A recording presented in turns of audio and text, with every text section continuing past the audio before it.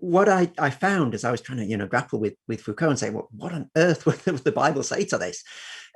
Is that very often you find that looking at people like you, Foucault pushes you to see things in the Bible that you might have missed otherwise. So I don't know if we've got time to go through all of these three areas, history, power, and identity. But in each of them, if you understand carefully what Foucault is doing, and then you say, well, where does the Bible fit into that picture that he's painting?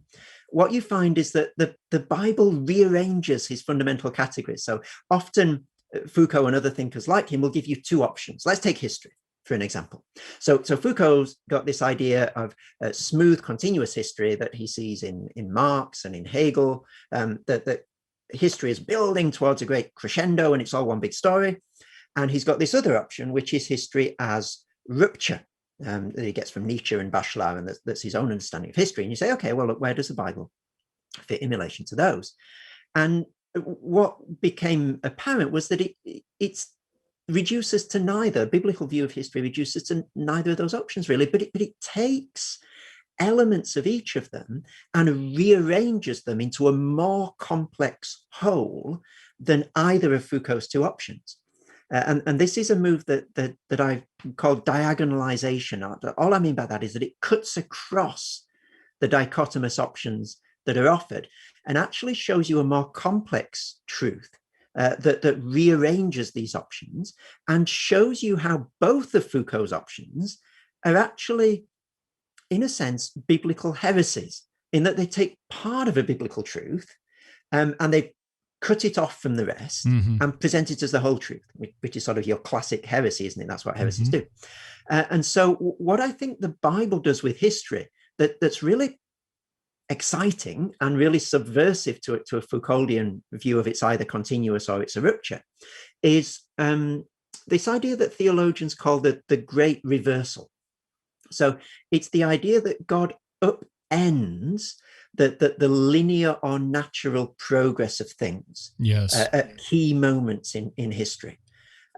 So, for example, the moment where God just cuts into Noah's life out of the blue. Noah's an idolater like everyone else, and suddenly Noah found favor in the eyes of the Lord. And you think, where did that come from? What on earth is going on? That's not the natural outfolding and unfolding of what was happening before. That is something completely left field. And also the way that God upends the normal sort of way that power works itself out in the world.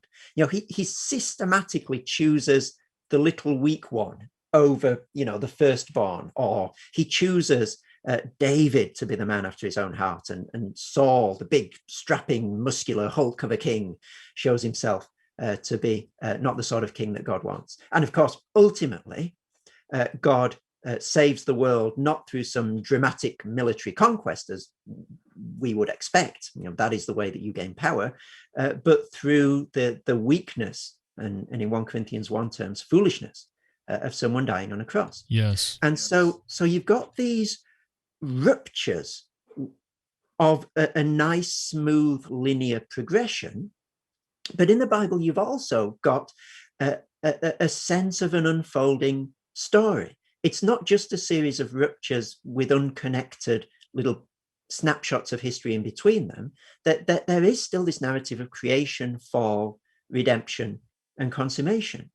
But not in any linear, not in any predictable, oh, of course it would happen like that, wouldn't it? Yes, if you start with creation, you're bound to end up with the cross. The cross is the last thing that you would think of ending up with. So there's this notion of rupture that is so precious to Foucault, but not in a way that completely gets rid of a sense of a pattern of history, but that pattern is no longer linear progress.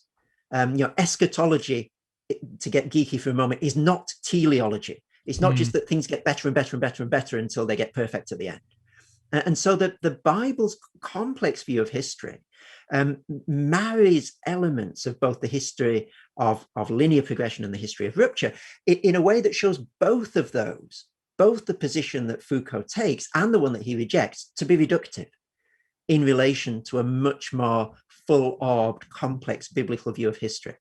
And I think looking at Foucault's options pushes you towards seeing that in the Bible, whereas otherwise you might not realize that all of those complexities in the biblical account that have been there all along.